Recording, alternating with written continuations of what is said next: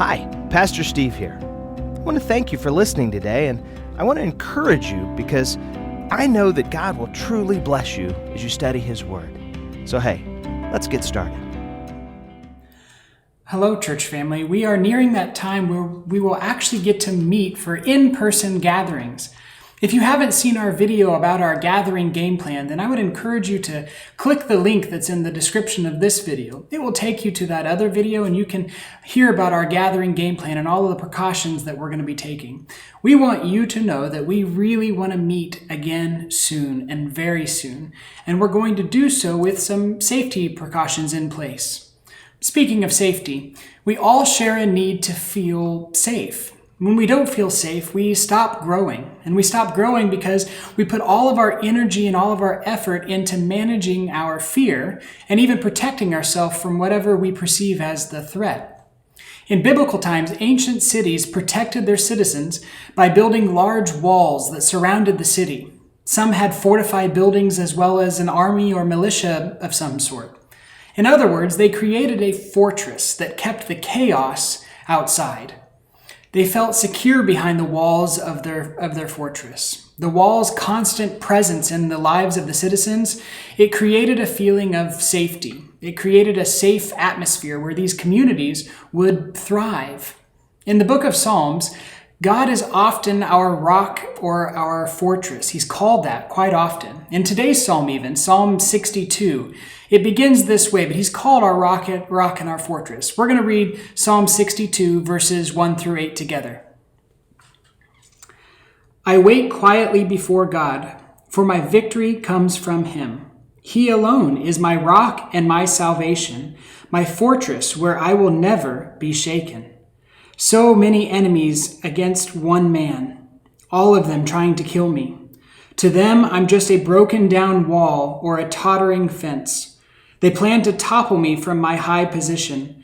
They delight in telling lies about me. They praise me to my face, but curse me in their hearts.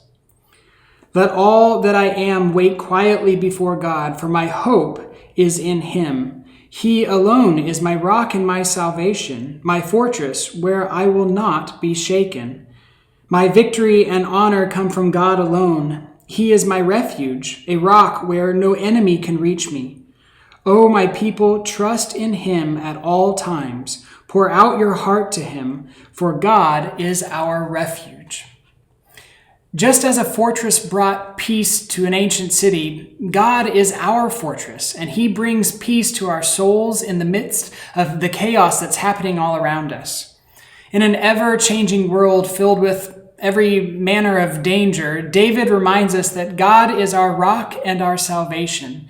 He is our fortress where we will never be shaken. God brings us peace and strengthens us, giving us the freedom to fulfill the work that he has for us to do. He gives us the freedom so that we are not preoccupied with our personal safety. This is the same as the fortress for the ancient city. That fortress gave the citizens the freedom to thrive.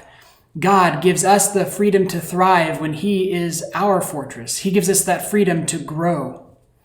Building a secure fortress was not an overnight process for an ancient city. It happened day by day and brick by brick.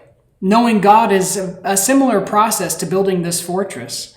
It happens day by day as we get into the Word of God, as we read the Word of God, as we learn about him and come to rely upon him. It happens brick by brick as we worship him and as we stay connected to a community of fellow believers.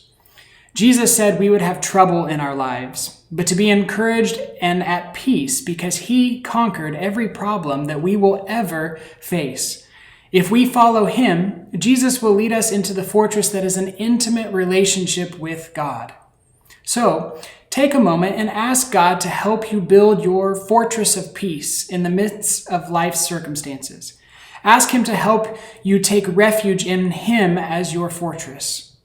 Be sure to continue building your fortress in God by reading the Word of God, by worshiping, and by coming together with a community of believers. Friends, in just a few short weeks, we will get to meet together in person, and I can't wait to see you. Until then, keep studying and have a great weekend. I will sing no other name. Thanks again for listening today. We'd love to hear from you. If you'd like more information about our church, or if you just want to share what God's been doing in your life, drop us a line. Give us a call. Again, may God bless you.